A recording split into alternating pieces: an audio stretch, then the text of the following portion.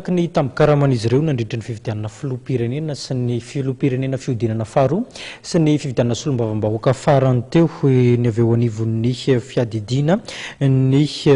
vomiera manokana ihany koa zany makasika ny fikarakarana tao amin'io distrika Natsimondrano io tao anatin'ny commune 4 moa no mitaky izay tampi-karama izay. Zay zany dia ratsa mangaika ny senita eto anivon'ny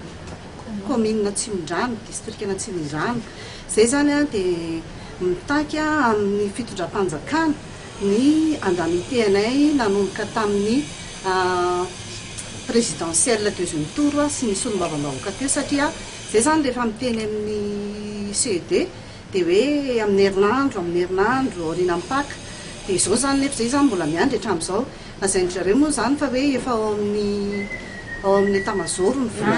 trésor ny volanay nefa ny tsy hatramin'izao zany zay mbola miandry foana hatramin'izao dia mbola tsy tonga ilay izy. Dia ny zavatra faharoa angatahanay ngamany rehefa niteny tao amin'ny CD zany zay dia milazatra rehefa hoe ny gouvernement tany mandoa ny karamanay fa tsy ny senita tsony ka mangataka ny filoham-pirenena zay tompoko hoe aiza marina ny tena hoe misy ny karamanay izy ireo zany na ny andamitenay satria miandry zay dia arirariran'ny zareo foana hoe amin'ny herinandro ka dia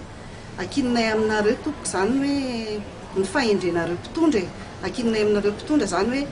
mba hoe olona mivavaka ihany ngamanareo reo hoe andeha zao ny fifidianana communal zany zao dia rehefa nandeha fifidianana présidentielle sy ny député teo ny karamanay tamin'io zany tsy azonay raha tsy alohan'ny fifidianana teo zany vonameno ny karamanay dia nefa ny amin'ity ndray zany zao andendreny communal dia safia zany